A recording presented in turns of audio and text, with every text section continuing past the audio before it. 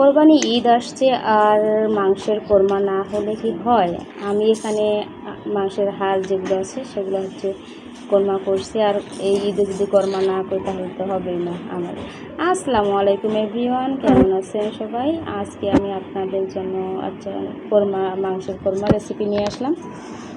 এটা আমি সিনার যে হাড়গুলো থাকে ওই হাড়টা নিয়ে নিছি, আর সাইজটা একটু বড় করে কাটছি, যেহেতু এগুলো প্রেশার কুকারে হচ্ছে আমি ভালো করে সিদ্ধ করে নেবো, ওই জন্য একটু সাইজে বড় করে নিচ্ছি আমি। এগুলো এখন ভালো করে পরিষ্কার করে আমি প্রেশারে দিয়ে দিলাম সবগুলাই।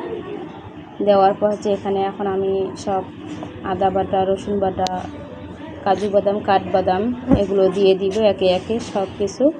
দেন হচ্ছে এখানে মশলা দিয়ে দিব, এই যে জয়ত্রী, জয়ফল, স্টার এগুলো সব কিছু এখানে দিয়ে দিলাম। এরপর হচ্ছে আমি গরম মশলা দিয়ে দিব।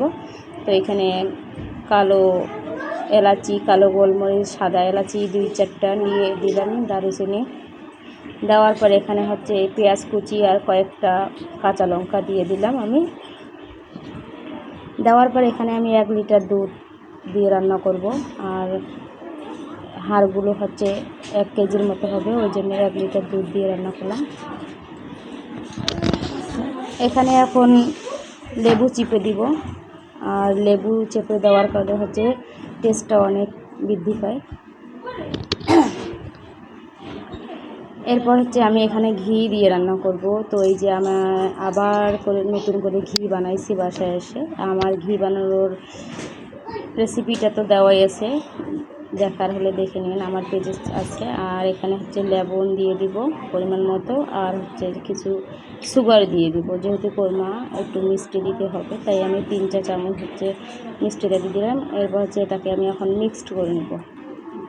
তো এটা এখন আমি ভালোভাবে মিক্সড করে নেব। এখানে আমি এক্সট্রা তেল ব্যবহার করব না, এটাতে আমি পুরোটাতেই ঘি ব্যবহার করছি। তো এটা এখন আমি ঢাকনি দিয়ে ঢেকে হচ্ছে গ্যাসের চুলোর মধ্যে দিয়ে দেবো। এখানে 10টা প্লাস সিটি দিলেই হয়ে যাবে, সব মাংসগুলো আর হাড়গুলো সিদ্ধ হয়ে যাবে। এই যে দেখুন আমার রান্না হয়ে গেছে সবগুলো, এত সুন্দর কালার আসছে আর এত টেস্ট হয়েছে। তো সবাই ট্রাই করবেন। আসসালামু আলাইকুম, ঈদ মোবারক সবাইকে।